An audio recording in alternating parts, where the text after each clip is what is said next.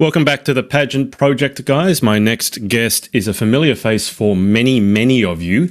I have Morgan here, and she always puts yes, really in brackets afterwards so that you know it's not a typo. But Morgan is an evidence-based online fitness coach dedicated to helping clients build sustainable, lifestyle-friendly wellness plans. With a BA from Penn State, multiple personal training and nutrition certifications, and a master's degree in psychology, she blends scientific insight with real-world coaching experience. Morgan's fitness journey is deeply personal. After struggling with plans from working with personal trainers that encouraged restrictive diets and excessively long workouts, she vowed to design a coaching philosophy rooted in flexibility, freedom, and balance. She's crafted customizable do-anywhere workouts and champions flexible dieting, helping clients enjoy an occasional night out and eating their favorite carbs, without derailing progress. As a pageant prep coach, Morgan has worked with some of the most accomplished women in the industry, including Miss USA 2022, Morgan Romano, Miss America 2024, Maddie Marsh, Miss Volunteer America 2024, Hannah Peregrine, and Miss Volunteer America 2025, Berkeley Bryant. She's also the creator of Lean in 16, a 16-week hybrid HIT and LISS, HIIT and LISS training program, and proudly embraces her role as a professional waist snatcher. Well, Morgan, that's a lot. Welcome to the show. How are you? Good. How are you? I'm doing very well.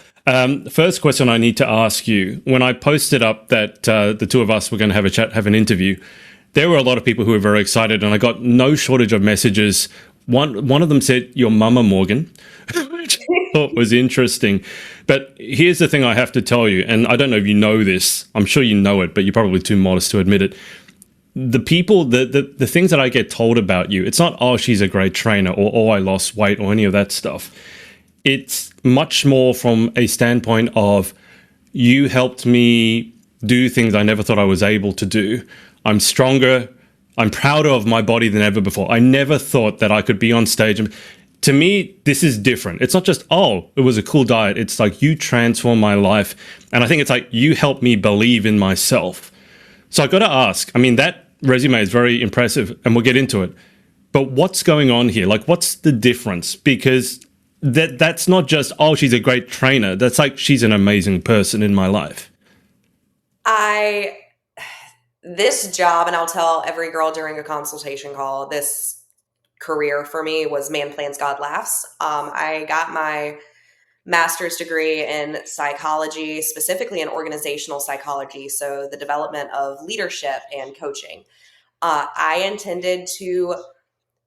intention with getting my degree was to work within corporations. People don't quit jobs, they quit bosses. And trying to figure out where that miscommunication, where that gap was, and to help develop people into leaders that other people can respond well to. But while getting my master's, I did a couple of different pageants, and then I also went and did a fitness competition. And I had a couple of different trainers. They were all male trainers, which realistically I don't think makes that much of a difference, just depending upon who you're working with. It's always the person and not anything else. But I was miserable, and my needs weren't being met. I was just being given a plan and told to follow it. There was no response. I would have to send 5 emails and a freaking carrier pigeon just to get a response back, outside of even just a once a week check-in. I was told what I was supposed to do, not being met with what I needed to be met. So it was, "You're going in to be in the gym 6 nights a week, 3 hours a night. This is your breakup. Do it. You're going to eat this. Don't care what you're craving. Don't care what you're in the mood for. Here's your plan. Stick to it." So I got my first certification solely for myself because I thought that there had to be a better way to do this. And there is. It's called science. It's what we stick to around here. But my goal with every client is to just meet them where they are and meet them with grace. I think that pageantry is incredibly beautiful, and I hold it to such high admiration, but there are a lot of places where it still needs to be improved upon, and women competing, I'll say we don't give ourselves enough grace.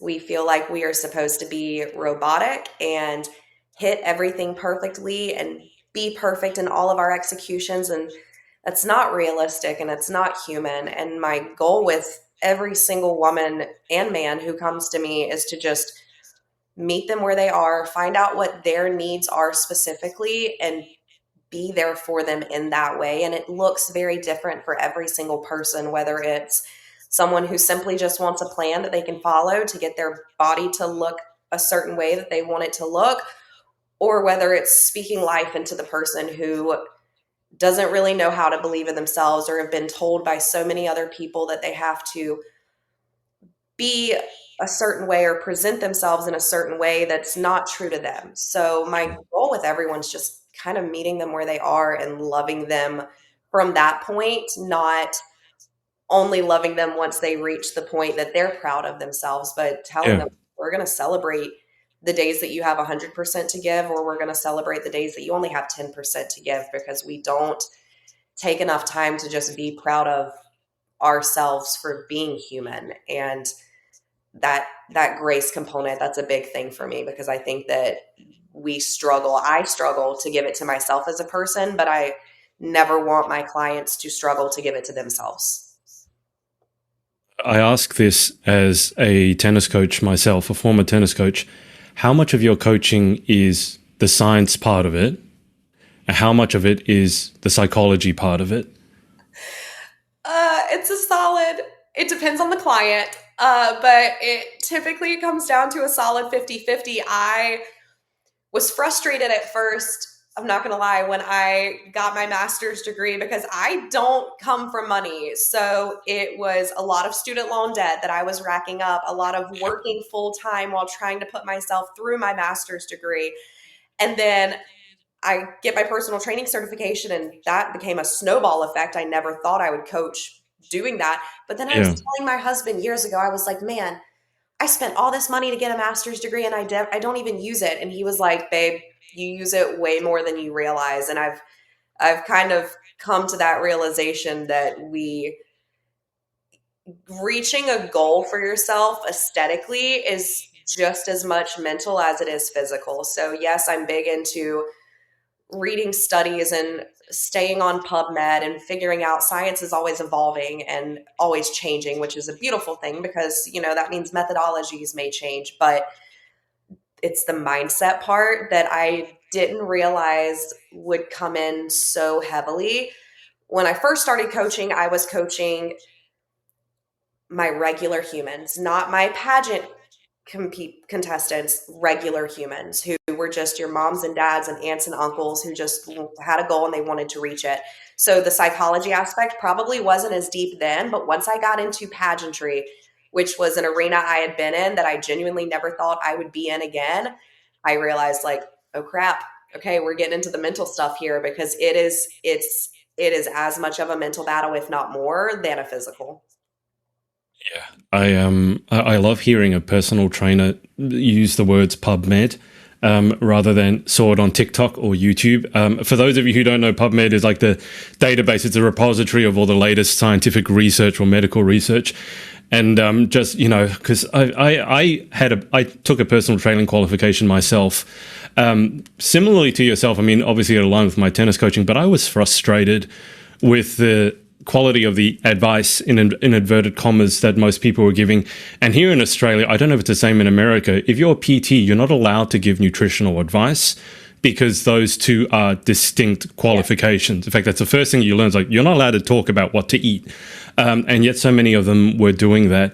You have to tell us how you got into the pageant side of things. So you got this organizational psychology, your master's, and I do love that whole, if you want to make God laugh, tell him your plan, or tell her your plan, because that happens to all of us.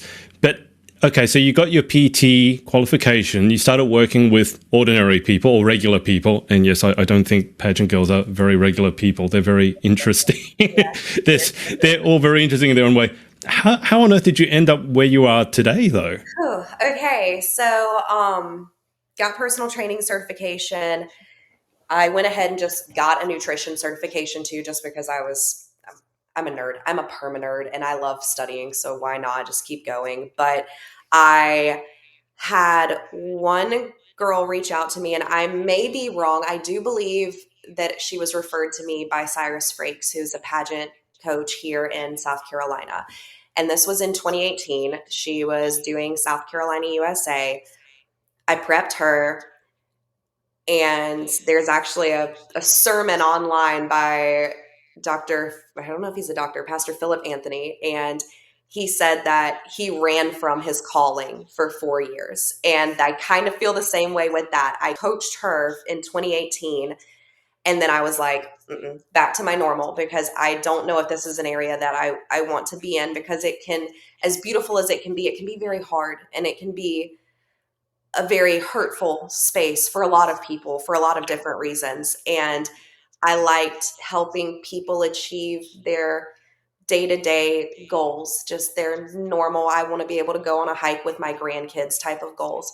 So I kind of ran from it for about 2 years, and a friend of mine owned a modeling agency, and he was sending me some of his models to train and keep tight. And one girl, Augusta Roach, South Carolina teen, I think 2020 or 2021, I'd have to look back at the year.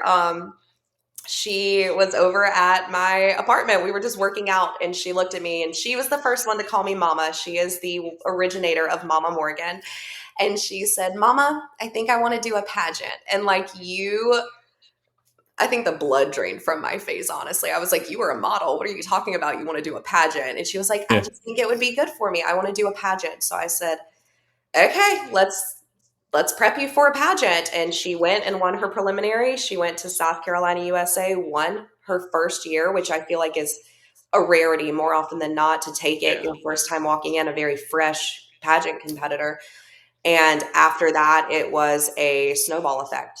Literally a snowball effect. I had a couple of other girls hire me that year to prep for teen, and then very organic growth from there. I don't know what happened. I just woke up one day and God was like, here you go. Kind of like what we were talking about, where it feels like you're just like going after something and chipping away at this rock wall, and you one more hit and then you're there. And that was it for me. And ever since then, it's just been an incredible human after an incredible human coming to me with a very different background and a different goal and a different story, but still wanting to be met with that same level of love and grace that I aim to give them. And it's been a blessing. It's been really stinking cool. Really stinking cool. I woke up one day and I was like, this is my life now. And I know how I got here, but I don't know how I got here sometimes. It's a little overwhelming. I like when you said she said that she wanted to do a pageant, and you said the blood probably ran from your face. That's a lot of people who work in the industry their answer to everything is do a pageant, do a pageant, do a pageant. I say I probably am very different from most coaches because I'm a life coach first. I have a big interest in psychology. And so if you tell me you want to do a pageant, my first response is not cool, let's do it. My first response always is why? Like I want to know why, and tell me what your why is. And depending on the why, maybe yes, or maybe not right now, like God's delays are not God's denials. I just, from your point of view, when someone comes to you, let's say it's a young pageant girl, because obviously now you have a brand, you have a name, so you've got people approaching you. What, and just tell us what you can, obviously, I don't need you to divulge your entire process, but what's the process that you take the girls through? Because as I mentioned at the top of this, the impact you have on these women's lives, it's not just, I lost 4 pounds or 8 pounds. It could be putting on muscle. God, like, I don't like the idea of losing weight, full stop. I like the idea of being healthy and strong and being able to lift something and move without hurting your back. But what's the process that you take? Because you said you meet the women where they're at, and I love that. Because I think I had the exact same approach as a tennis coach. It's like, I'm not going to take someone who's 18 years old and in the prime of their life and treat you and go put you through the same drills as someone who's 50 or 60. And I've taught like 70, 80-year-olds. It's like, no, I can't teach them the same technique because they'll hurt themselves. And that's not what they want anyway. So I'm just curious, like, what's the process you go through? And also, because you mentioned to me before I said I was diagnosed with ADHD last year. I think you have something similar. I've always found, and the nerd part of it, I've always found that part which I never understood until last year. That helps give me a curiosity that seems to help me in interacting with people in a way that normal people don't. Like normal people don't see it. I say this. Hang on, what did you say? So can you just walk me through the process and that curiosity part as well? Yeah. So there's never such thing as TMI with me and my clients. And I tell them that from the jump. They'll be like, this might be TMI, but, and I'm like, no, tell me everything. I want to know all of it.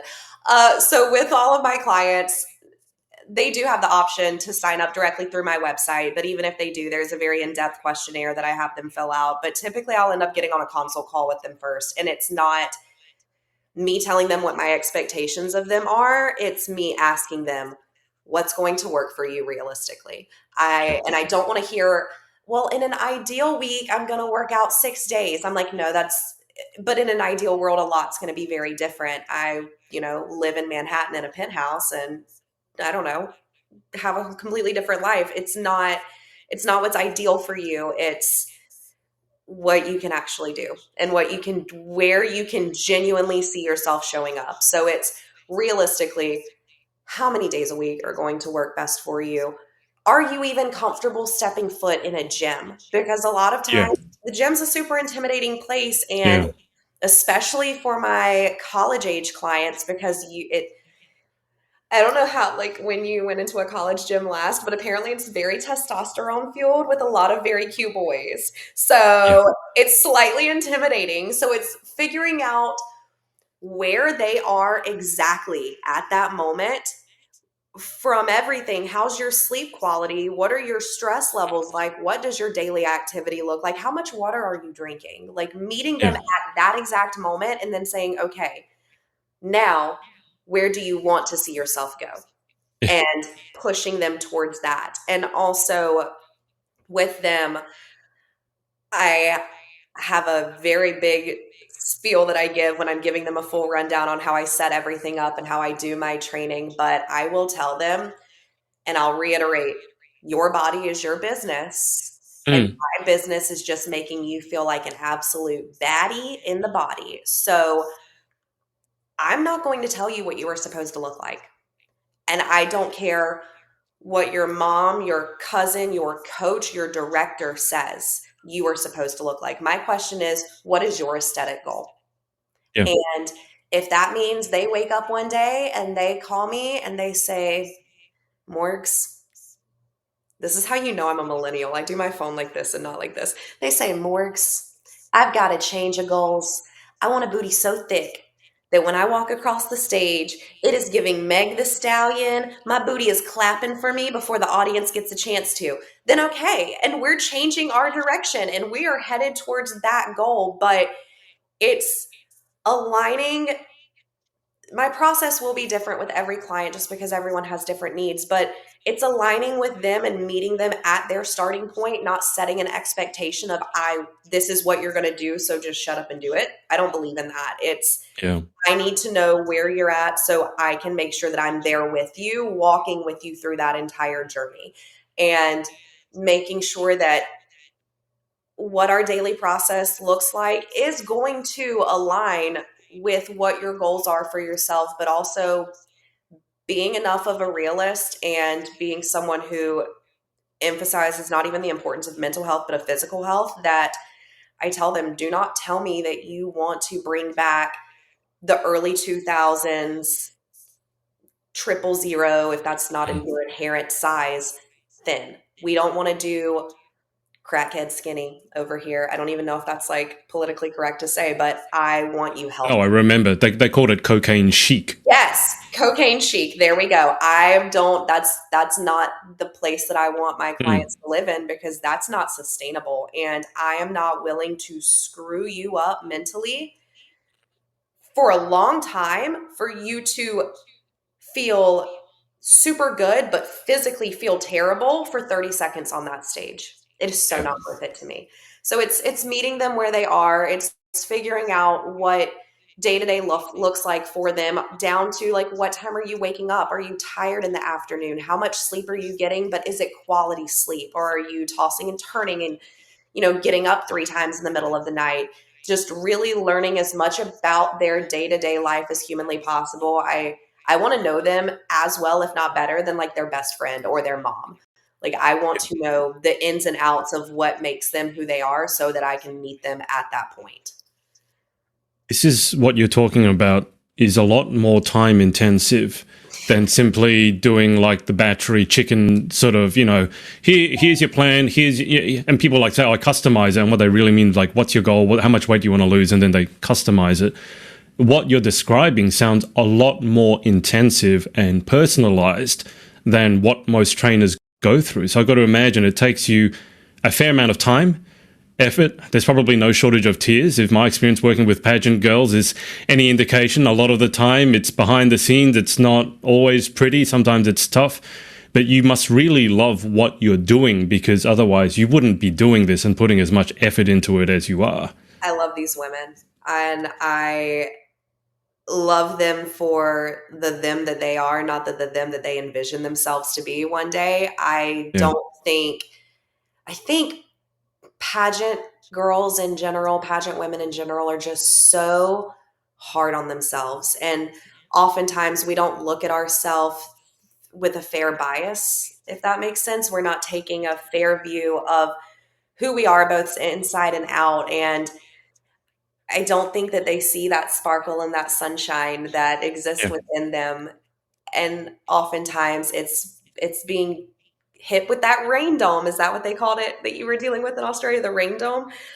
Rain bomb. Rain bomb. Rain bomb. I think that oftentimes when they see themselves, there's that rain bomb attached with it. There's that dark cloud overhead of, okay, yeah, well, I might have done this or I might be this, but there's all these other things that I'm not or I can't. And I don't think that's healthy for us. But also, I don't think we were put here to be anyone but our truest selves. So getting to know them and their stories, and yes, celebrating their wins and their highs, but also climbing kind of down into the pit with them for their losses and their harder times. It's an honor that I don't take lightly, because I realize that they're giving me access to a piece of themselves that they may not even be letting their coaches or directors know about. So I don't have days off. I don't have set office hours. I will tell my girls, if you are having a meltdown in hair and makeup at 5 a.m., do not call me. I am not going to be awake. I love you, girl, but I will not be awake. But it's the midnight meltdowns, and it's I'm in the gym, but I'm exhausted and I don't think I have it in me today. And I'm texting them, go home and turn on Ginny and Georgia season 3 on Netflix. It just got released. You deserve a night off. You're doing too much. It's just celebrating who they are as individuals. And I think pageantry is so incredible and so empowering in so many different ways, but I still think there are a lot of places that could be improved upon, and truly celebrating the individual is one of them. Yeah, I have similar conversations from what the sounds of it. Like, I've done so many interviews, and after the cameras go off, so to speak, then, those behind the scenes conversations come out. And you said you often know them more or better than their best friend or their coach. I sometimes feel like when they're speaking to me, you watch them, I don't know if you've ever had this experience, but they come to the realization as they're saying it to you. I had a coaching client just the other week, and as I was talking her through my thoughts, you could see her, she was realizing something about herself that even she didn't know about. And I think it's really interesting. You keep bringing up the idea of giving yourself grace. She wasn't doing that at all. And I have to say, I want to ask you, why do you care? And I don't mean that in a flippant way. When I ask this, it's like very often you look at other coaches or look at other people in general, and they really don't care. Like you walk in, give me your money, and then get out. Like all this stuff, like I don't want to care about. It's like, you're not paying me for this, so get out of my gym or whatever. And I've never been able to be that way. Not that I'm saying it's admirable, but I always think there's a reason why someone cares. I've had a mental health journey of my own. I'm just looking over there because I have my book there that I wrote. It was about women's mental health. And I've been through my share of tough times, and I feel very often that's why I care. It's because I've been in those depths and I don't want other people to go through it. So in your case, why do you care so much as to go the extra mile? Because it's not less work. It's a lot more work. You don't get your days off. You never know when you're going to get a call or a DM and someone's melting down, as you said, and that's not like a 5-second call. Just walk it off. It's like, oh, okay, what's going on? And you need to be there for them, and that can be quite exhausting. So why do you care so much? It's a multi-part answer. My mom is my best friend, and I haven't taken the path I think she would have originally envisioned for me from the start, just because I've done things very differently than you would, especially growing up traditionally Southern. But I've seen how I've been able to grow and flourish, having that support that is just unshakable.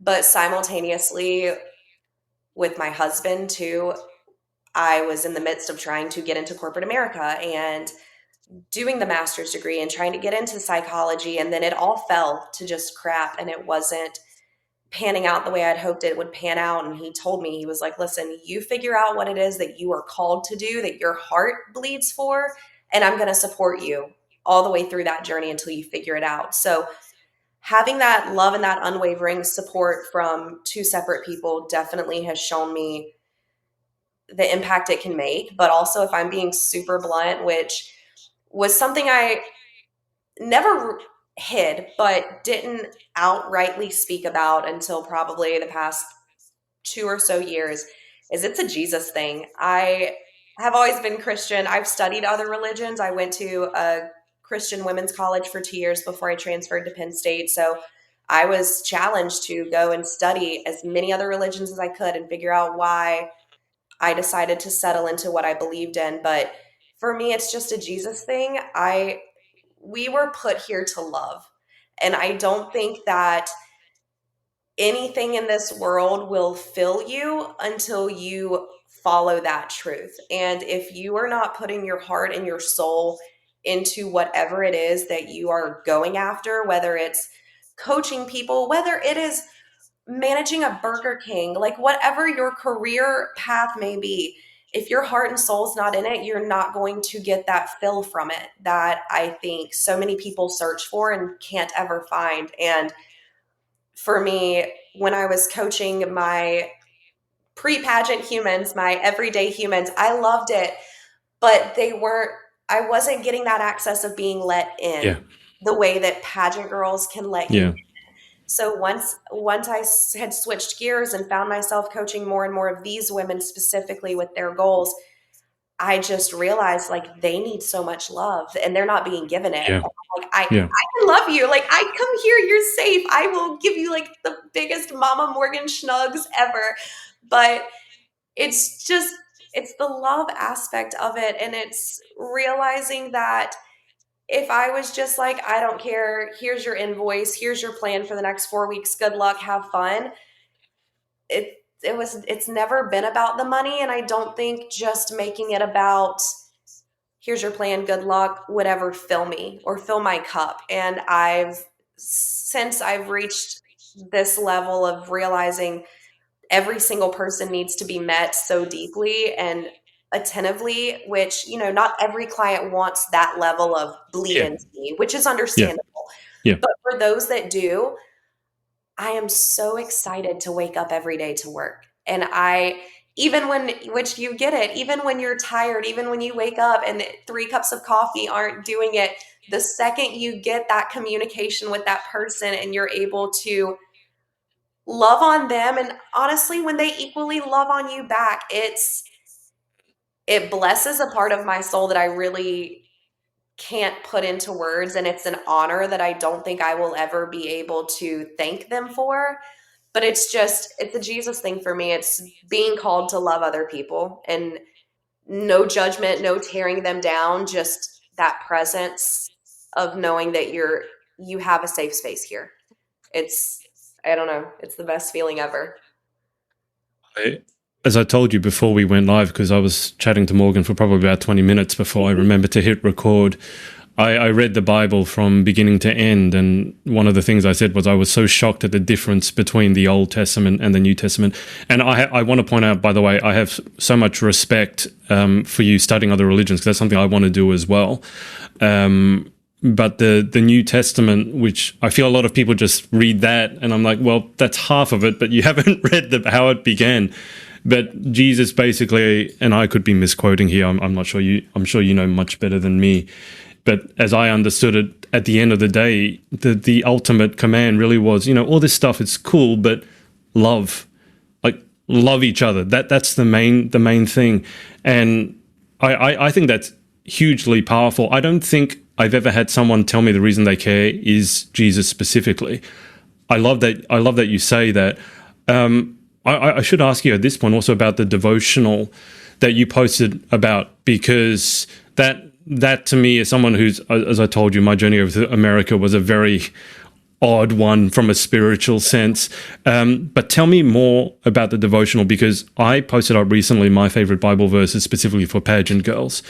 And by and large, the response was very positive. But there was one person who shared my post and said, posts like this from Pageant coaches just make me feel, that I'm outside and, not everyone turns. And I just thought, like, I'd have no judgment for you. That's not my place. But it's like, you need to believe. This is what I come to it almost from a very practical point of view. It's like, you need to believe in something bigger than yourself, because you're not always enough. I know that's maybe not a very nice thing to say, but there have been times in my life where I certainly don't feel like I'm enough. And I'm sure you've been through it yourself. And sometimes you need a bit of help. And so you got to believe in something rather than just believing in nothing. But the devotional, tell me more about it.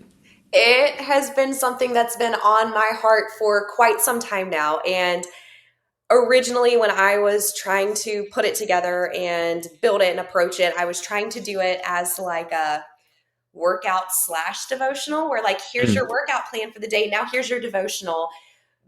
But it wasn't clicking. It just wasn't working for me. And the longer you're in this industry, the more you realize it's not necessarily about the exercises that they need. It's a different type of exercise that they need to practice. Yeah. So my goal with that, and I say it in the first few pages, I've got a little like blip on my Instagram where you can read the first few pages. But my goal with that is to take away the concept of, okay, these next 30 days, they're not going to be about a calorie goal and a workout plan. It's going to be about getting to the heart of who you are and getting back to realizing who you are, not through your own eyes, not through the eyes of any other person who walks this earth, but through the eyes of God. And that is something that I think oftentimes we tend to overlook and forget, is that we will sit here and focus on how we're lacking and we're not worthy and we're not good enough, or we've been denied and told no in the pageant system. But that's not who you are at heart. And at the end of the day, those pageants aren't even, crown or not, that pageant doesn't define who you are. So throughout it, I put in a little bit of a verse. I have a verse on every single day, and there is a devotional where I touch base on it, and I give them a reflection. And then I also give them a challenge. And some of those challenges, one of them, which I feel like is going to make some of my very type A girls really itchy, is I'm like, take something off of your to-do list today, because you are doing so much. And so instead, pick one thing that you don't have to do, take it off, and then take 10 minutes solely for yourself, whether it's to sit down and read the Bible, or to just be quiet and meditate, or take a 10-minute nap. But pushing them to focus less on that outward identity and more on the identity of who they are down to their core, because pageantry already focuses on that outward identity enough. I think sometimes we just need to be reminded of who we are supposed to be through God's eyes, and not through the eyes of 5 random strangers who are sitting in the audience judging you. So I'm really excited about it. I'll actually text it to you so you can flip through it. It's kind of neat. I would love that, because I'm relatively new to, as I said, I read the Bible back in COVID. So for me, it's been a new experience. But I will say that as I've interviewed more and more girls from the South, from America, and a lot of them are Christians as well, there's been almost like a bit of an unspoken bond. You just have better conversations, and I don't know exactly why, but you can almost sense it from the beginning.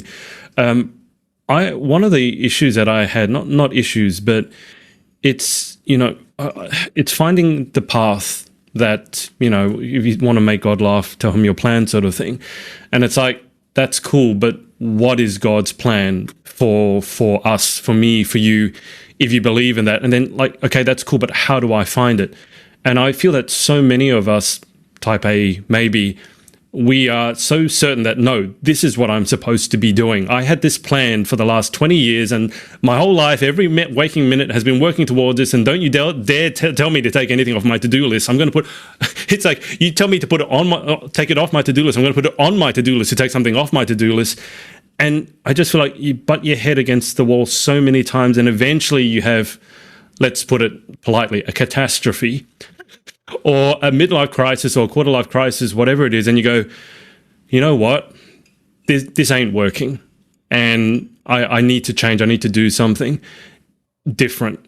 Talk to me about if someone is struggling to know who they are, because it's not a small thing, by the way. And I always say in pageantry, the first thing you need to know is your pageant why. And so many people gloss over that, and they go, oh, why? I want to win. And I say, that's the worst reason, because you have no control over that, and your entire being is going to be based on that. That's like setting yourself up for disaster. But from your experience, how do you go about finding out what it is you're put on earth to do? Because from the sound of it, yours was quite I'm doing this, I'm doing this, I'm doing this, I'm doing this, I'm doing this. Oh, here I am. It wasn't A, B, C, D. It was A, Z, Q 3.2. How do you go about doing that? Surrender, but keeping in mind that God can't drive a parked car. And I tell my girls the same thing with coaching. I'm like, listen, I will draw you the map. You have to drive the car. So sometimes it's just getting in that metaphorical car and driving, and knowing that what is for you will not pass you, but what's not for you will have never been yours from the jump. It's just taking that first step. And whether, for some people, you might take 50 different first steps before you hit that point of weighing, oh crap, this is it. This is what I want to do. And this is the fun part. I mean, for me, I had stepped into training, but it wasn't until I stepped into being heavily focused within the pageant realm that I was like, oh, like this is my place. And I swore this place off. I didn't want to deal with this place. So it's just taking that first step whenever it's presented to you. If you get that opportunity, go for it. You get the offer to do the interview, do the interview. If all of a sudden you're presented with this random opportunity to move, if your gut or your heart or your head tells you it's a smart move, why not? Give it a shot, give it a try, but surrendering to the idea that you're supposed to have control over it, because you're not. And as much as you might want to control it, you can't.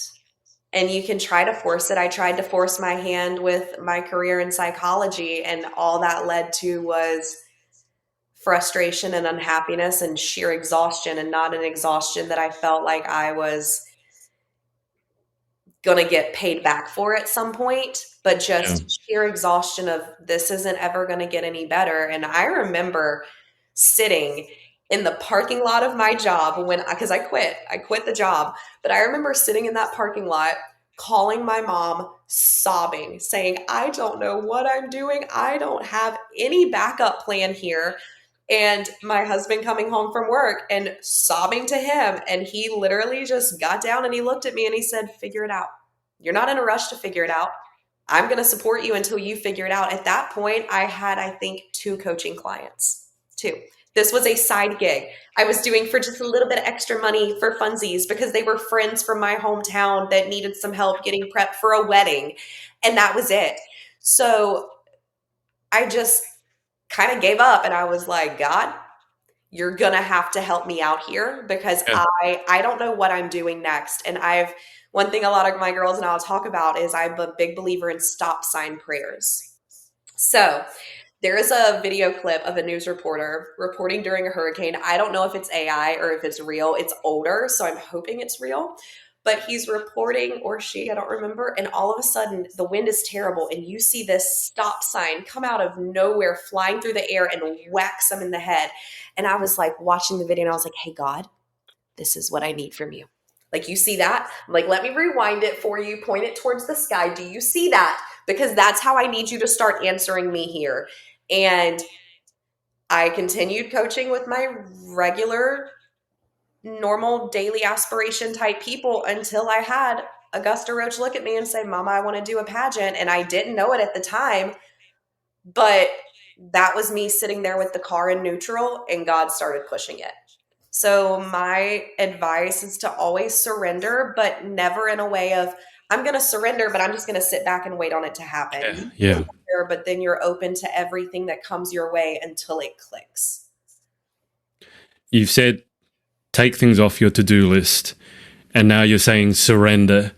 Both of these words would make all the type A people be like, no, Hives. not doing that. They will get hives. They will freak out. And I'm like, good, get comfortable with being uncomfortable, because that's just kind of what this journey is going to have to be. And that's okay. I love that idea of the stop sign just whacking someone in the, well, not causing them hurt, but the idea that sometimes we're so blind to the steps that have been laid out to us that it takes a literal stop sign in a tornado or hurricane, whatever it was, to slap us across the face before we wake up. You had this plan for yourself. It didn't work out. I mean, maybe you could say it worked out the way it was meant to. And you mentioned that you were sobbing. You've mentioned your husband and your mum a couple of times. Yeah. And I say, because very often when you go to a pageant, you can tell who the pageant partners are, because they have no idea what they're doing. It's like watching all these, and the women are the tigers, and it's like a bunch of scared antelope around the watering hole, and they have no idea what to do, where they should look. But I tell them, I've been a partner with a pageant girl previously, and I said, it's not up to you to understand. You don't need to necessarily understand. What you do need to do, though, is support unconditionally. And I had this experience at Miss Volunteer America. I met one of the girls, and her dad was from Tennessee. He was a hunter, and he was so salt of the earth. And he had no idea what was going on, but he would drive his daughter and his wife there, and then he'd go sit in the car, listen to his things, and he'd be there for hours and hours, and he'd just do it. He'd just do it. It's like, oh, you need to get this from, this place, I'll drive you there. Can you just speak to the importance of having support and unconditional love like that in your life? Because I feel like that is something that a lot of us don't have, and we're scared to go for it, so we settle for something less. But having someone who supports you unconditionally, and you've mentioned, he got down and said, figure it out. And I love that, because it's not, oh my God, why did you quit? It's like, well, you can't do this. Like, no, you'll figure it out. I've got your back until you figure it out. That has to feel so awesome. And equally terrifying, because I'm like, crap, you're trusting me to figure this out. Okay. Yeah. Sure. It's a non-negotiable. And I think that from all different types of relationships, whether it's parental or sibling or familial or friendship or love, we have all been in places where we haven't received that support that we were hoping to get from someone. For me, it was never anything I had to ask for with my husband or with my mother. It's always been a very natural thing there. But when you said that you feel like sometimes people don't feel like they have that support, I think people do. I think they just don't realize it's typically going to come from some of the most unlikely places. Yeah. And it will end up coming from some of the friendships you would have never thought of, or the person that in your head you were like, oh, they won't be there for me in that way. But it's necessary. And to surround yourself with people who are going to have your back through all of it is absolutely necessary. And I'm not saying, cut someone off just because what you're hoping they'll support you in, they choose not to. Because trust me, if I told my husband I was going to quit and go join the circus, I'm not probably not getting support on that one. I don't have too many talents. But that surrounding yourself with people who have an unwavering belief in your abilities is, to me, at this age, which, I'm not in my 20s trying to figure myself out anymore. I'm 32, so like, check me into a nursing home. But I've just reached that point where it is a non-negotiable for people in my life, and I hope that bleeds into the women that I work with, that they understand that support should be a non-negotiable for them with everyone that they surround themselves with as well. And that doesn't mean just because your parent doesn't support you that you completely cut them off and you don't love them or anything else, but that you recognize that sometimes you don't lean into them for that guidance that you might want to Yeah. lean into them for. You lean into others, or if you feel like you literally have no one else, you sit around and you do your stop sign prayers until you somehow, in some God wink of a way, get that sign of like, hey girl, I'm supporting you, like all the way from up here in this other universe, but I'm supporting you. It's a non-negotiable, and it's something that I don't think we should ever as humans have to readjust to meet others' expectations. Yeah. And you've got to be with the people who are going to understand and respect your vision, even if they don't feel like they can align with it and see where Yeah. it's coming from. It's got to be a hard feeling, because when I told my mom I wanted to do pageants, she was like, okay, you go do it. I'll help you any way I can, but it's your journey to walk. You have to figure this out for yourself. Like you tell me where to take you, how I can support you, but this is your journey, your dream, you do it. I can't imagine how it must feel for some of these women to have this dream and feel as if they've got no one in their corner Yeah. backing it. And I understand that it has to be a very hard place and a very dark and lonely place, but simultaneously, the self-discovery and the growth that comes from it, Mm. second to none. And the Yeah. people that you meet who do end up believing in you, because one thing I love about pageantry is, as much as I do recognize that there is still mean girl energy out there, and there's mean director energy, and there is, gossip and drama, but that's in any field that you'll find Yeah. yourself in. That's just, it's human. 100%. Yeah. But the support some of these girls get, and seeing their lifelong friendships that develop, and building a support system from a place that they thought would be walking into like a competitive field, like literally thinking they're walking into a minefield, and it turns out they're walking into a place where they're surrounded by other women who not only have a similar dream to them, but align with that dream and that goal. It's a really cool and a really beautiful thing that I hope becomes more and more prevalent throughout all of Yeah. the systems. I've often said I can't think of any other industry that brings together that singular type of woman in the way that pageantry does. They're driven, they're ambitious, they're intelligent, they're articulate, they're creative, and most importantly to me, they're looking to give back beyond themselves. And I don't think there's any other industry that brings so many women like that together. And as you said, and it's a point worth repeating, that, any industry has bad eggs, so to speak. Not everyone's in it for the same reasons that you might be in it for. But overall, like, I just don't think there's anything that quite brings together that kind of woman. That's why I've loved interviewing. I often say I'm not a pageant fan. I'm a fan of certain, like, the women who are competing in it. Because pageantry itself can have all these things that I disagree with, but the women who are attracted to competing in it, to give of themselves, to grow, it's second to none. I need to back up a step. You said you didn't have many talents when you said if you decided to join the circus. So having been a recent talent convert, going to Miss Volunteer America and seeing talent for the first time, if you were to compete in talent, Morgan, what would you be doing? See, this is why I did USA, because when people would ask my mom, Have a talent? familiar with pageants, they'd go, "What's her talent?" My mom said, "Bikini," because spoken word. I don't know her story. When I did my high school pageant, I did this little kind of like a comedy stand-up rendition of Goldilocks and the Three Bears. And I dressed up like Goldilocks and I had my little three bears. I guess it was funny. The audience laughed, but you will not see me singing or dancing or playing an instrument. None of your stereotypical OG Miss America talents. Definitely talking, her story, spoken word. I have no idea. Maybe I would try to memorize the Bible well enough that I could have the audience hit me with like random scriptures like Isaiah 3:12 and I could just spit it back out at them. That would be kind of iconic. But yeah, mm-mm, mm-mm, mm-mm. We have no talent. Uh, We have a has lot the of talent, but no stage-worthy talent. has the music thing, the dancing thing, the singing thing ever been given a go and it didn't work out? I tried dance, I quit. I played clarinet in middle school, I quit. I didn't love it. I'm now as an adult, I'm like, I told my husband the other day, I was like, I think I want to learn how to play the piano.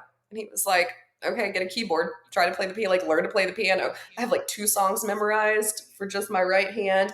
But yeah, I tried a couple of different things and they just didn't stick. I was a cheerleader through high school and middle school, and that was the only thing that really stuck around. I can't draw. I have a great personality. I won't disagree with you on that one. I'm not sure how you can show it on stage. The I think piano is a safe bet to start. I play the violin since I was 2. I wouldn't suggest that because if you play that badly, it sounds horrific. Drums, as Miss Maryland Brooke Nixon did, wouldn't necessarily inflict that on anyone else either because you can't practice drums quietly. That was so cool. I knew she could play, but when she came out and In that just, jumpsuit, bro, and she's twirling the stick. I'm like, Brooke, because I interviewed her. I said, Brooke, we interviewed for an hour. You never mentioned the fact that you were going to do drums to Aerosmith. And so I'm sat there going, is that Brooke? a Like, woman after my own heart, because like with the music choice too, I was like, honestly, babe, your dad raised you so right. Like this man bled all of the greatness into you. I was obsessed with it. Maybe I could try the miscongeniality thing. Sandra Bullock sing like solar plex, instep, nose, groin, like how to beat a man up on stage. I've never been in a fight though. Probably not a good um, choice. good luck finding a volunteer to help you demonstrate that one. I've often thought that that could be an interesting one, having some more combative or physical things on stage, because the music and the dance, I get that, but I just like, I don't know, maybe sword fighting or something, because you hear about all this other stuff. Like, what about board breaking or something like that? I'm like, I don't know, maybe that's I not had appropriate. a client in New York for America. She did a combination of, she did some dancing. Are they called nunchucks? The 2 sticks with The two, yeah, nunchucks, yeah. along those things. And then she broke some boards. The pictures I got of her arm muscles that she sent me when she was breaking that board, and you see all the tricep and the delts, iconic. But she killed it. So now, yeah, no, I think that would be the coolest thing ever. Imagine like having like a 2-time black belt up there, just like beating Yeah. someone up, not literally, Well, but like showing us all the spins and the moves and the flips. That would be, I'd pay good money to see it. there you Challenge go. all of these pageant girls who are listening now. Do it. Do it. I'm sure I've interviewed several who have been black belts or brown belts, and I'm like, you talk about it, but I want to see it, because I'm one of those people. It's like I can conceptualize it, but I want to see it, and because it's so different, that makes me want to see it more. No disrespect to the singers and the dancers, but it's like someone breaking a board or using nunchucks. Let me see that. That's what I really want to see. So neat. Talk about like, they'd be like, the next Miss Volunteer America doesn't even need security. She's her own security. I will say that Good hands. the security out there was pretty impressive. I walked in and it was like all these people like, oh, I'm not in Australia anymore. There's security out there. It's very intense. I don't know. Have you ever been to the Miss USA pageant? Oh, Same thing. And the last time I went, I think was 2023. And the only way you could get to the girls afterwards to like see them for like family time was if you were family. yeah. Boy, I lied left and right. That's my cousin. That's my sister. That's my half sister. We're by marriage. We're related by marriage, because the security was just as intense. Like it was slightly intimidating. But I love that they're that serious about taking care of their girls, Yeah. but very intimidating. Yeah, I got to say, you might get away with the lying a little bit more. Me coming in with a funny accent and being 6 foot tall, probably not going to get away with much. I stick out like a sore thumb at the best of times. Can I just want to? We haven't talked about like the personal training side of things much, and that's fine. I just like I love having conversations. But back up to being a nerd, and can I just ask, my own fitness journey back when I was a teenager, you know, and you have the equivalent for women is you see these images of how you're supposed to look like, and then you go, okay, I'm supposed to look like that because that's the ideal, and then you start doing your fitness journey. And for me, it didn't work out at all. I'm built to be a tennis player, which means I'm very strong below the waist. So the big bum and the big legs, I got that, but upper body, just not happening. And then that was a journey unto itself. What are some of the biggest sort of beliefs or pet peeves that you have when the girls come in? Because I've worked with a lot of them, and I've heard a lot about some who got eating disorders and they needed to starve themselves and all this. And I just go, it's not supposed to be like that. Not starving yourself is never going to be the answer. But what are some of the big myths or misconceptions that you need to unpack when the girls come to you?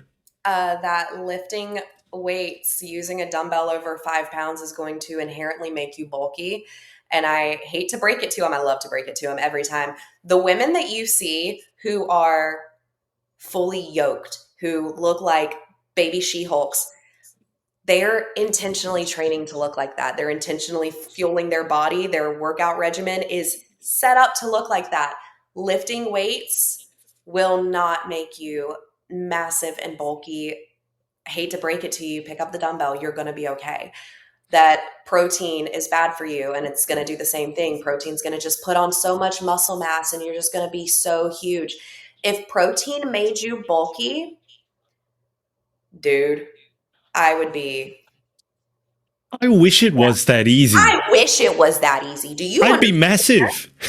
It'd be so nice. It would be so nice to be able to just have a protein shake and all of a sudden you got like triple sized adults. I would Yeah, love that. I'm down for that.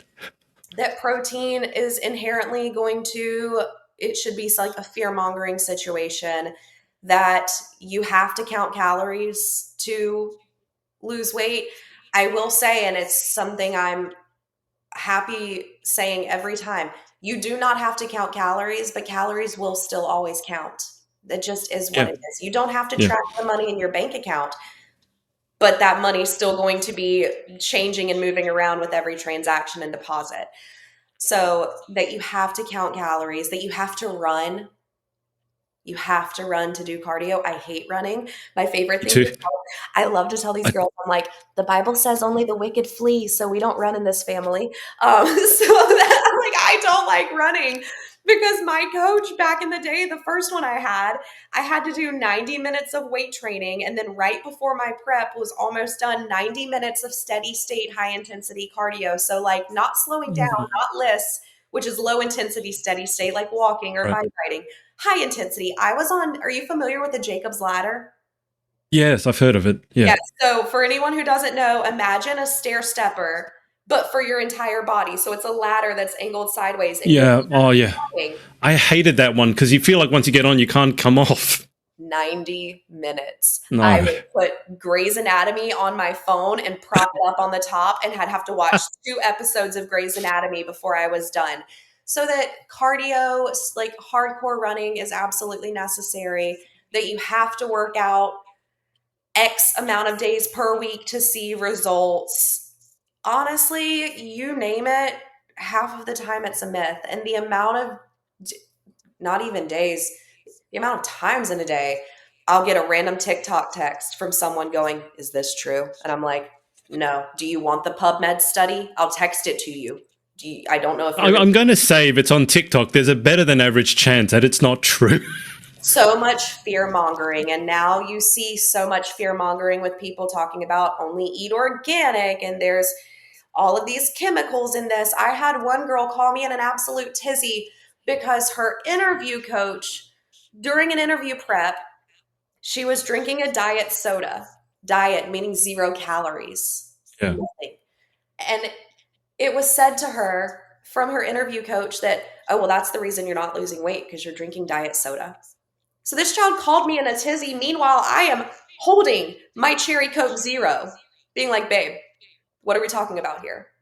What are we talking about here? So there's a lot of myths that I hope slowly and surely over time I can just stop or at least slow down the spreading of misinformation.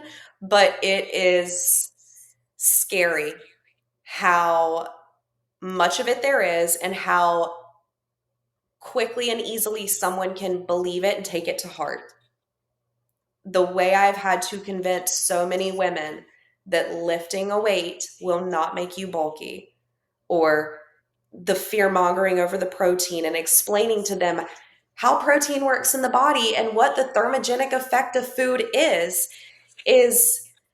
something that I will never get sick of doing, but at some point I could just scream it from the rooftops that like you stop listening to everything you see on the internet because it's fear mongering, and if it's coming from a coach, it is an antiquated methodology or it's woo woo science because Mm. it makes no sense. And that is the one thing I will say that was beautiful about getting my master's degree, even though it was in psychology, was that I had to learn how to read those studies and not just Yeah. a little abstract at the top where you get Yeah. a title in, 3 sentences, reading it all the way through, all the way down to the very end where they go, okay, and by the way, in regards to like the validity of the study, it wasn't done on humans, it was done on mice, or this was only done on women over the age of 65. So you see the very end of it where it says, but these are the things that kind of are limiting our ability to Yeah. truly take it and take it fully to heart.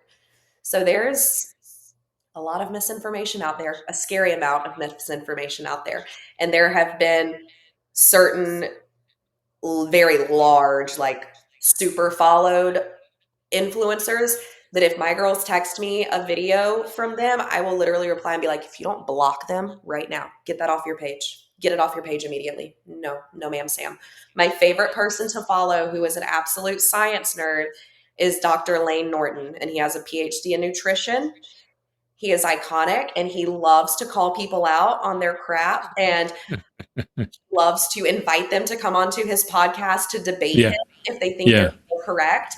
And oftentimes they won't do it. And if they do it, he honestly is like, hats off to you. Good for you for being willing to come on here. But then he will just obliterate them with nerdy science. And it's the best thing in the world to me. So that's who I'll tell my girls to always go follow, because I'm like, this is where you're going to be getting truth. Whether it's a truth you want to hear or not, It's a it's, different story.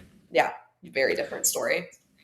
Yeah, it's interesting. I remember back from my tertiary study where you would need to back up everything that you said with sources, and you would need to quote the source, and then you need to put them in the references at the end, which always drove me crazy. But you'd actually need to read, peer-reviewed, double-blind studies, all this stuff, and it's like people on the internet just say stuff because it worked for them, or they saw someone else, and it's like that person, like, oh, get super skinny. It's like, hang on, that person's 18 years old. They'd probably be skinny no matter what they were doing because they're 18 years old. Just because they're eating double burgers and they're skinny doesn't mean it's a double burgers that made them skinny. And it really aggravated me when you said the interview coach made a comment about the girl's weight, because I'm like, pal, stay in your lane. Does it annoy you as much as it annoys me? Because whenever I hear, That's me insane. it's like, it's none of your business. You don't know what you're talking about, and just shut up. Like, why do people feel the need to comment on it when when he's an interview coach? Well, and the thing that's hard for me too is the simple fact of she is the one walking across that stage, meaning Yeah. win, lose, or otherwise, she is the one who has to answer to everything, down from her physical appearance to her performance, to her interview, Yeah. to her wardrobe. So I understand that sometimes it may come from a place of meaning well, but they're the ones competing. And if they want to walk on looking however they want to look, dressed however they want to dress, hair and makeup done however they choose to do, it is their choice because it is their Yeah. competition, not ours. And I understand that oftentimes coaches want to give that input because they want to see their girl do well. At the end of the day, I don't care how you place or how well you do. I care about how you feel about how you did and how well you did, because everyone is going to have a natural inherent bias, which means that as much as I wish pageants were truly fair, and I know that's a very, controversial thing to say, it's not like playing baseball. It's not basketball. It is Yeah. 5 people on a panel or 3 or 7 with natural inherent biases who are, they always say, like, different day, different winner, different panel, different winner. So the only thing you have to truly answer to is, as that person competing, is your own performance and what you brought. And it's never my place or anyone's place to tell someone what they're supposed to look like or what they're supposed to bring to that pageant. Whether they feel like it's their place or not, it's not. I've just never understood it. I mean, in all the years of coaching that I've done, tennis coaching, life coaching, it's like weight is like, I don't see it. Like, I don't look at you and go, oh, you're 5 pounds over. And to me, it's always like, if the system does require you to lose weight to have a chance of winning, maybe you should be thinking about whether this is a system for you. Because coming from the coaching background, I like strong, fast. I want you to feel amazing. I want you to be able to move amazing. Like, I play tennis with my best friend. He set his fitness goal so he can grow up to play with his kids, which I think is amazing. Yes. But this idea that you need to lose weight, like, I don't know where it came from. And to me, you talk about antiquated. That seems like one of the most antiquated and hurtful and harmful things before. Because that young girl, I bet you, she's going to remember that coach told her that she needed to lose weight. Yep. And that's the potential beginning of an eating disorder, which could go for 10 years. That's what terrifies me.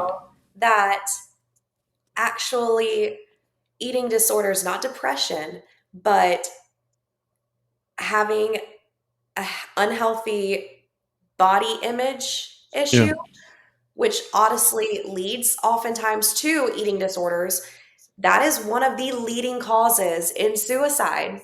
Not depression. It's feeling like you're coming from a place of lack and you aren't enough. Yeah. You're not good enough. You're not doing enough. So it hits me very differently because I've had to see firsthand how, I've had some women come to me and I've had to undo a lot of what they've been told to do and explain damage why we're undoing it. Yeah. But it will never be something that I can completely wrap my head around. But if I'm also speaking very bluntly, I don't think it helps when there are fitness awards given out and they are always going to people who are inherently leaning towards the thinner side. And that's not always, but it's often. And to me, being thin doesn't equate to being healthy the same way that being a plus size woman doesn't equate to being unhealthy. I think there needs to be new parameters set and laid out in regards to what they are truly looking for in the bikini or the health and fitness division of pageantry. And I think that is definitely something that will have to continue to evolve over time, because I've seen time and time again my clients who get so frustrated and feel like they are so genuinely struggling because they are curvier women and feeling like they're being overlooked because they are curvier, when to me that should not dictate your worth at all. But it is part of pageantry, and it's one of the things that I think could definitely be improved upon. Yeah, I 100% agree with you. I had a similar issue myself. Normally goes the other way with guys because you want to be as bulky and as strong as possible. And I remember catching myself at the gym, and I was on the leg press machine, the one where you press the plates up. And I had gotten so strong in my legs that I had to load the entire machine up with 50-pound plates. And I was waiting. It took me about 20 minutes to get all the plates, and the entire machine was filled up, and the bar was bending. And I had a little crowd around me. This skinny Asian guy, he's going to kill himself. And I was lifting it fine because I'm that strong with my legs. But to me, it was like, I always felt a bit insecure because, yes, I can lift 2 times as much, 3 times as much as the guy next to me, but I don't look like it. Yeah. And I think same what you're just saying is like, oh, this girl she could do 50, muscle ups or run 100 meters in under 10 seconds. But you're comparing yourself with that because, oh, I'm not as skinny or I don't look.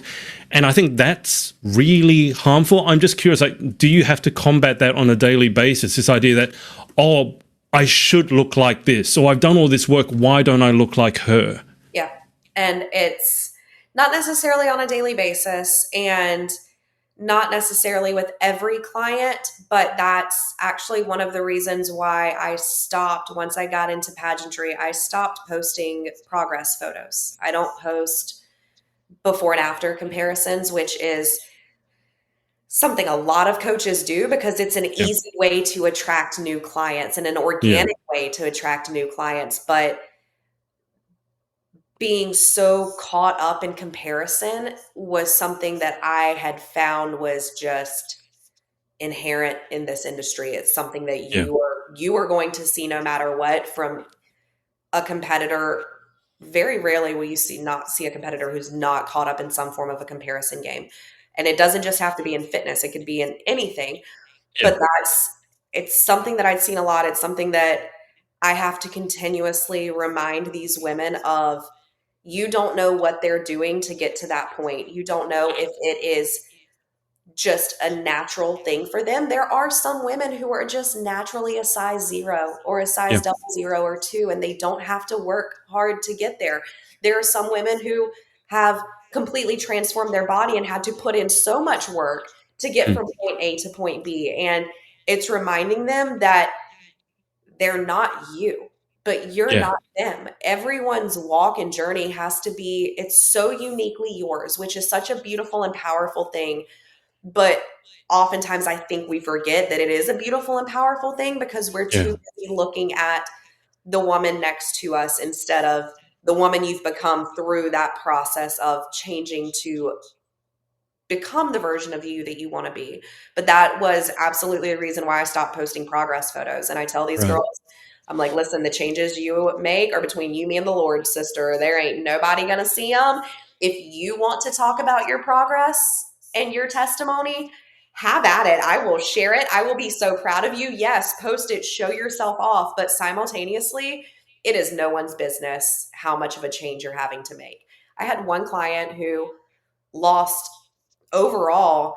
The thing people forget too is that the scale isn't the most important thing because she Yeah. lost overall just from a few key measurement points throughout the body, well over 20 inches, but the scale didn't even move by 10 pounds. Show it. Just Yeah. going through body recomposition. So I think that's the one thing that they've got to continuously lean into is no, you're not her, but you're not supposed to be. Yeah. And oftentimes I have to remind a lot of people, especially during a consultation call, that I understand I might get someone who calls and they're like, I want to be a size blank. Then I'll love myself. Then I'll feel good about myself. But oftentimes you're not.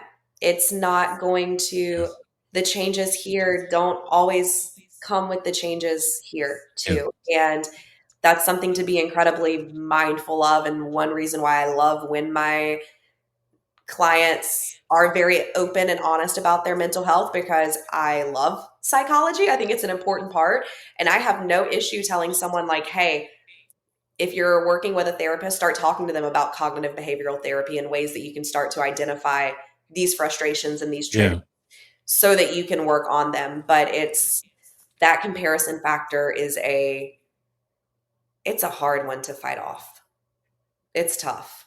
And it's something that is just kind of a given in this industry, but also something that with the right people around you and the right support around you, hopefully you can push past it and get yourself out of that headspace. I did it when I was a competitor. I would be remiss if I didn't say that when I first got into the coaching of the pageantry side industry, I saw myself trying to compare myself to other coaches in this industry and then Yeah. realizing I'm not them, but they're not me. And I think that that is a beautiful thing because we all take a very different approach here. Yeah. I've had similar things in regards of what I do, and sometimes looking at other people and doing that comparison thing. And then as you get older, I think you just catch yourself. And as you said, you realize that that person's journey, like I don't want to be them and they don't want to be me. So comparing our success or lack thereof is completely pointless. I've also said I hate scales. I find it very unhelpful. It's probably something that I could do without completely in the bathroom. I will say when it comes to what you do daily, I mean, have you given any thought to what you want to be doing in a year from now, 5 years from now? Because I mean, you're obviously working with so many of these amazing women, and they love working with you. How can it get bigger or better than this? They can't. I love it. I have had people reach out and say like, "Are you hiring? Can I work underneath you?" And I'm like, "No. I I don't have a drive to scale it, I guess, Yeah, which, to some people who want to have the big fancy mansion lifestyle, maybe they think that that's just plain idiocracy. But I like what I do. I like that I wake up excited every day to do this job. I don't have a 5-year plan, and I think I'm okay with that for once in my life. Since I've been in this industry for the past pageantry specifically for the past 5 years, if you would have asked me 5 years ago, where do you see yourself in 5 years? wouldn't be here. So far off that board. Like it would I couldn't have even fathomed that this would be Yeah, my life now. So I intend to just continue to work with as many women that want to work with me, bleeding into them the same way, and never getting to a point where I numb out from it. I find it refreshing. I find everyone's journey and walk so beautiful and so unique to them that I don't think I could ever get sick of it. I don't see a way, which, man plans, God laughs. I don't see a way of scaling it. I don't see myself becoming that person who grows so big that they have the coaching team and then no one really works with me. I just take that chunk of money and run with it. I like being in the mud. I like climbing down into the pit with these girls and walking with them through the entire duration of their plan and their progress. So there's really no major plan. It's just kind of keeping that car in neutral and letting God keep pushing it, because as of right now, it's real good. I'm really happy with it. So I say I don't think it could get any better. Maybe it will. Maybe something else will change. Who knows? But I see myself doing this forever. I love it. I don't know if people will want to be taking fitness advice from a geriatric when she's like, 75 with a cane. Like I tell my girls all the time, my husband and I don't have kids. I don't know if I want kids. And I'm like, you guys, when y'all say Mama Morgan, you better mean it. You're going to be passing me around your basements. Like everyone's going to have a set schedule. You're just going to pass me around and I'll just, load in your workout plan and tell you what to do while I'm there and make sure you're staying on it. So no major future goals in sight. I would like to work on a couple of more ebooks just because I think that's fun and it's a yeah, good way of accessing people. I understand that when it comes to coaching, everyone has a different price point that they can afford to pay. And I yeah, don't ever want to be inaccessible to anyone.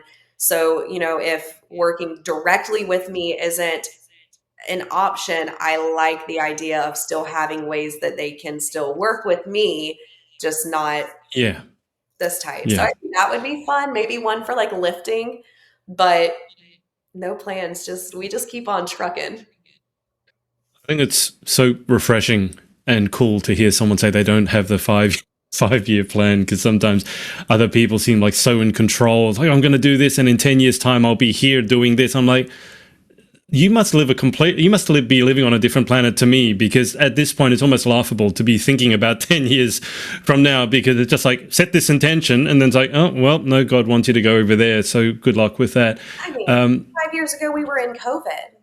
oh yeah, don't We were remind in me. lockdown. So I think that's something that which I don't know how old you are, but I think that's something that as we get older, we just kind of realize that there are certain things that you just have to relinquish control to, and that's one of them. Yeah. In 5 years, I'd like to have traveled more, but career-wise, it's going to be what it's going to be, and it Yeah. will be Yeah. something worth celebrating regardless.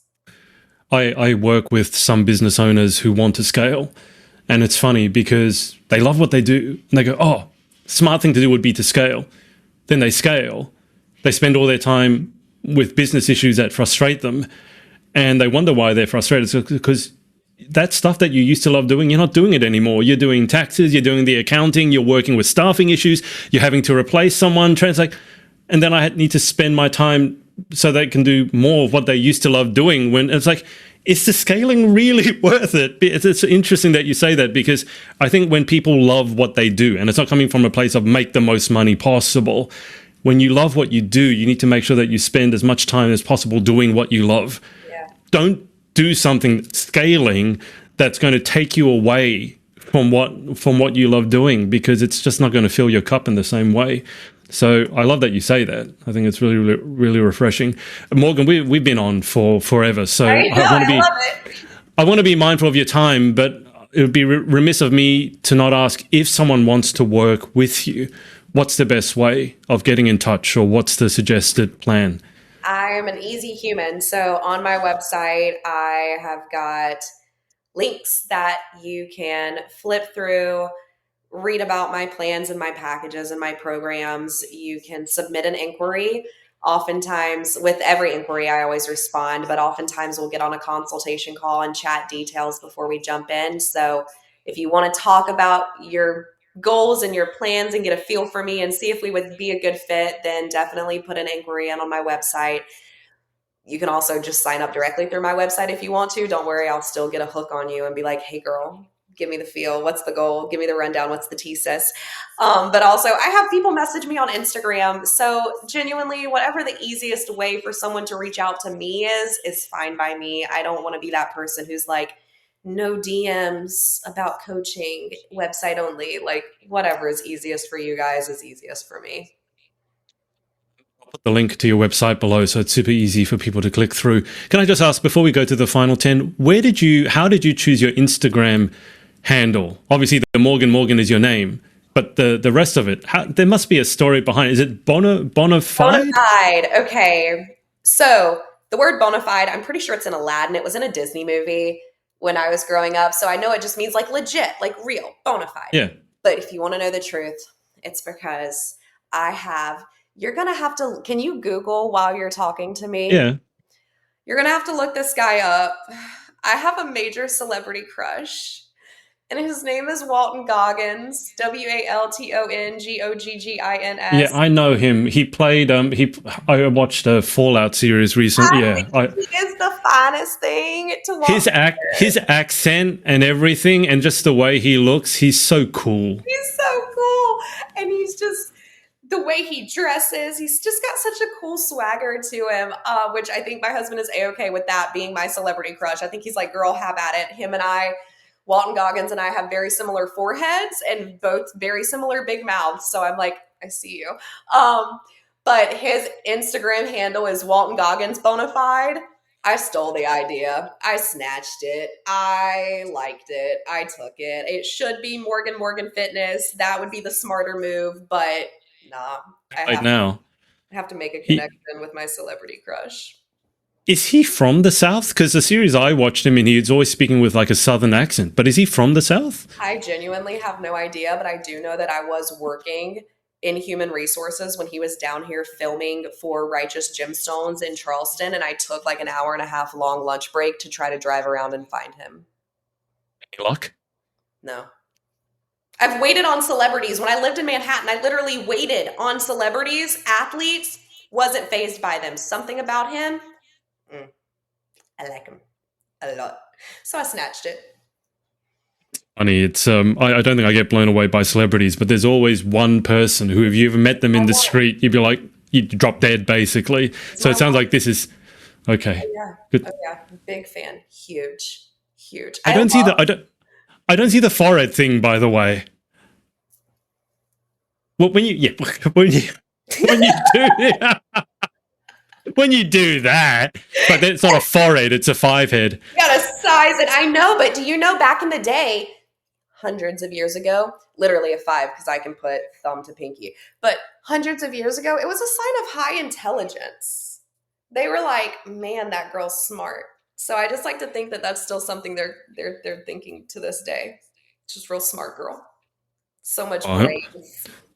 I'm not going to disagree with you, but that's because I've been talking to you for over an hour, not because of the size of your forehead. So many brains in there. She's a genius. My mom sent me a TikTok the other day that said, "You don't have a big forehead, your hairline's just reaching back towards your ancestors." And I was like, "Thanks, girl. Way to roast me. I love you for that. Appreciate it." You don't have a large forehead, you just have a receding hairline. Yep. Great. Thanks. I love you. Mom, love you too. You're the best. It's like, why is my forehead getting bigger as I get older? Oh, it's not. There's just less hair covering it. Yep. Okay, thank you. Yep. And unfortunately, that still somehow works for women. I'm like, I'm sorry, am I receding right now? Like, what is happening? Is this stress pushing my hair back? It's a good time. Aging is not for the weak. No. Before we get to the final 10, anyone that you want to give a shout out to for supporting you along this crazy journey of yours? My mom, Buffy, and my sweet husband, Josh Morgan, who I adore and I'm sure is in the next room trying to listen through the wall right now. So love you, Bookie. Did you ever have any conversation about when you married him and took his name that you would be Morgan Morgan? Did you ever talk about that? Okay, so we had a mutual friend who wanted to introduce me to him. I was not interested. I was like on the rocks with my high school sweetheart at the time. I was freshly 18. And he said, "I want you to meet this guy. This is going to age me again." There was no Instagram. I had to look him up on Facebook because Facebook and MySpace was all we had back then. And I looked him up, and I was Morgan Wheeler, and I looked him up, and he was Josh Morgan. And I said, "Wait, if 2 I plus marry you equals 4, I can be Morgan Morgan." So when he walks up to this place where I'm at, he doesn't even know that our friend had tried to like set me up to meet him. I stood in the doorway. I didn't introduce myself. I just stood in the doorway and blocked his way, looked him dead in his face. I said, "I'm going to marry you one day." And he goes, "What?" I said, "I'm going to marry you so I can be Morgan Morgan." And he was like, "How old are you?" And I stood up all cocky. I was like, "I'm 18." And he was like, "Girl, go away." Literally told me to go away. We became friends. We ran in the same circle for like 2 years. And then I sent him a message on Facebook. He was living in Manhattan at this point. I sent him a message on Facebook and I was like, "I am not 18 anymore. Take me on a date." I am living proof that you can, I don't want to say stalk a man into submission, but you can break a wild horse's spirit. Yes, by standing in the doorway and not letting him pass. Stay consistent on that man. At some point, you just have that sparkling personality will take over. And he was just like, "You know what? I'm just going to laugh with you for the rest of my life." And we'll have been married 10 years in January. Wow. Yeah. Congratulations. Hey, I'm like, wow, and I'm still having fun with him. So I will definitely say, don't settle. You have to marry your best friend. That's the only rule. I don't think I've ever heard about "That's How I Met My Husband" story quite like that. That's everyone's going viral on TikTok. I keep getting these TikToks from my clients of a one girl named, I think, Bailey, and then there's another girl named Morgan who's gone viral for their story. And I'm like, man, I should have jumped on that boat. I just didn't. But people think I have a tick because I'll typically say like, cool. So when I introduce myself and I'm like, Morgan, Josh is like, "You've got to put a breath in there in the middle so they know that it's not like a thing." But yeah.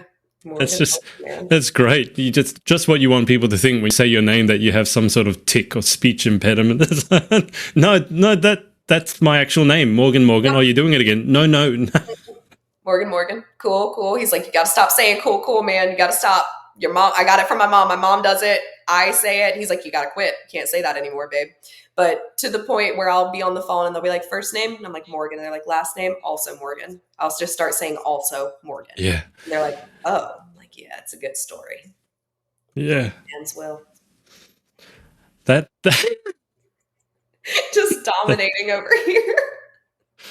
I just love this fact of being all of 18 and just blocking a man in the doorway and saying, "I'm going to marry you because I'm going to be Morgan Morgan." And he's like, "Get away from me!" Literally, he was like, "Go away," and I was like, "No, Like, no, you don't know it. You don't know it. That's a wifey right there."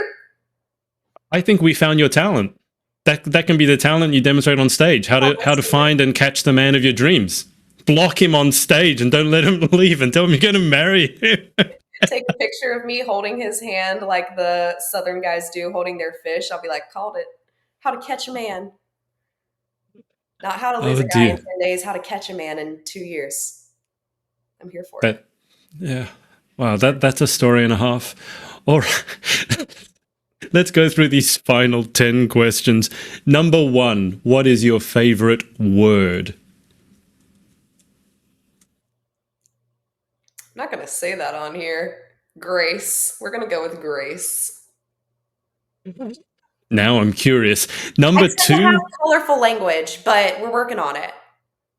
I'm an Australian. Do you know how much I have to sort of turn that part of me off when I jump on an interview? Too many pageants now. I don't need Allison DeMarcus being disappointed in me. We're going to say grace. Grace is my favorite good word.